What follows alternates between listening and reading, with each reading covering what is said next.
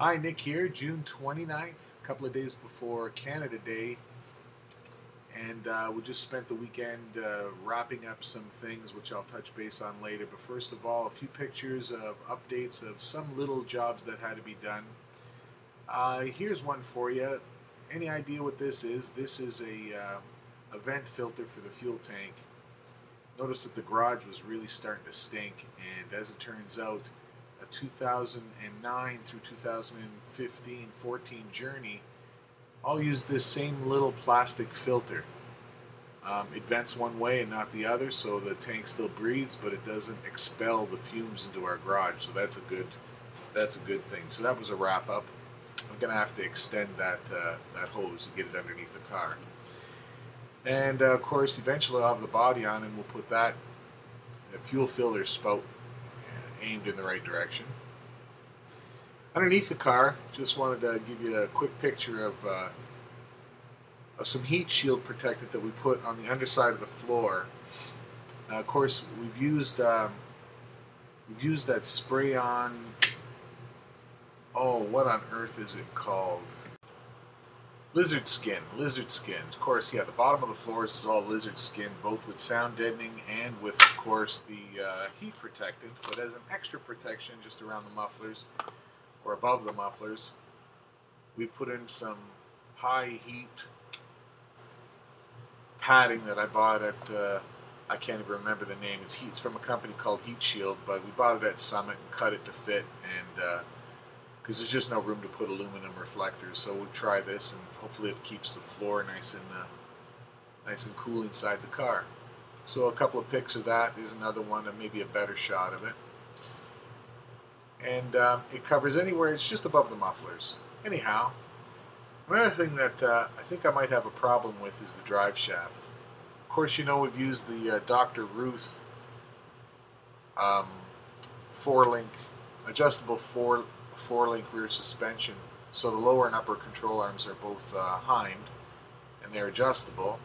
And that'll allow me to lengthen the wheelbase a bit so that I can center the wheel on the body and the full fender, because we're doing full fenders on this car.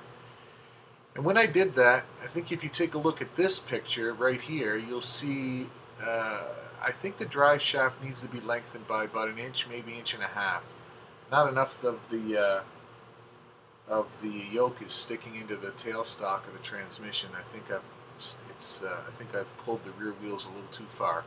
Anyway, I'll probably have to send the drive shaft out and have it lengthened or get a new drive shaft made. Not a big deal, but it's another project. A couple other small projects. One of course, is putting a backup light switch. Now, I'm not really going to have backup lights on the car, but I am going to have a backup camera. So I'm making provision for, so that there's 12-volt power available when I put it in reverse. And I've got to read the instructions on the Clarion backup camera to make sure that I'm doing this correctly. But right now, the way that it works, I've got 12-volt power when I put it in reverse. One other interesting little thing was the speedometer for this Dakota Digital. Boy, I'll tell you what, Dakota Digital uses American Autowire. American Autowire is a company that's got all the rights to all GM, old GM reproduction parts. They reproduce everything from light sockets. I remember on my Chevelle we did a complete wiring system, and it was a complete classic 67 Chevelle wiring harness is all reproduced brand new. American Autowire pretty much supplies everything for a lot of companies like Dakota Digital, for example, and their Speedo, the digital converter from a mechanical gear into a pulse generator is a GM unit. Of course, I'm using a Ford AOD unit, so I found an adapter that goes from an AOD gear into a GM type 16,000 pulse per minute converter, which my Dakota Digital Dash will read, and that actually worked out really well too. So now we move on to the air conditioning. OMG, what a project. So of course, first you put the vintage air unit and install it on the back side of the dashboard. And follow the instructions with the wiring. We got it all wired up using some advice from the guys at ISIS Power. And then just follow the instructions in the manual. It really does give you the order and how to fit everything. So you can see that the AC lines on top. You put first you put the number 10 line in, then you put the lower heater hose in, then you put the number 6 line on, and you bend them around trying to use the natural curve of the hose as not to kink things, and it actually goes very easily. And you just sort of fit them all together and get everything sort of loosely in place. And that's how it kind of looks on the inside of the firewall, right there. And then, of course, you got to make some relief cuts in the plastic housing for the on the AC unit.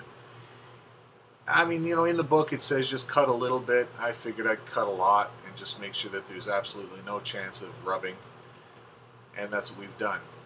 The kit also comes with a firewall adapter, and once we have that in place, actually looks pretty nice up against the powder-coated firewall.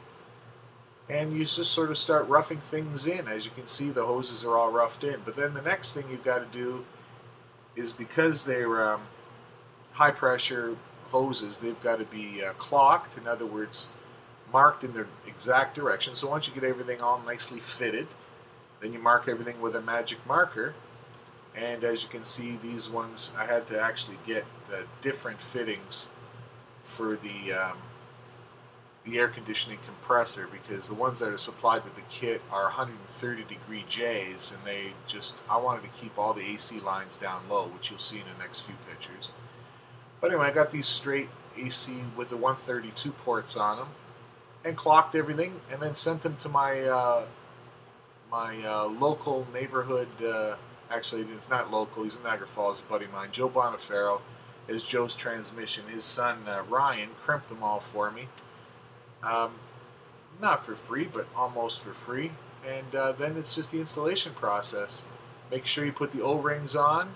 Make sure that you lubricate the O-rings, and tighten and put all the hoses in. See, the 132 ports had to be put in the right direction so that we're able to fill it with air conditioning refrigerant when it's time. One thing I don't really like, and I might have to rethink it, although I don't have much choice now, is the way they mount the dryer. I found a spot down low, away from the headers, and that's where the dryer is going to end up. Then, of course, I'm not a real fan of of the hose clamps. I wish there was a different way I could clamp those hoses on. It's just not pretty, but at the end of the day, you're really not going to see too much of it. And that's the top of the AC unit, all nicely crimped. And the units inside, now they're crimped, and now they're fitted. They're permanently marked. And then this is the heater hose, the one that comes from the upper top of the intake and back into the hot, let's say hot water traveling into the heater core.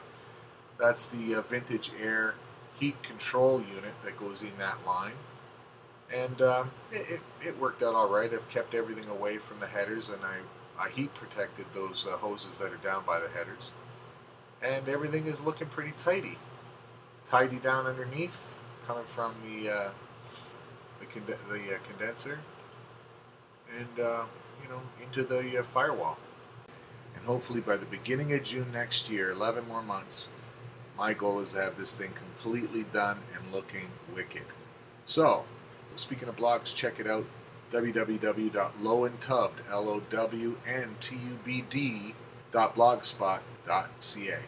Slowly but surely making progress on the 33 hot rod. Thanks for watching. Talk soon.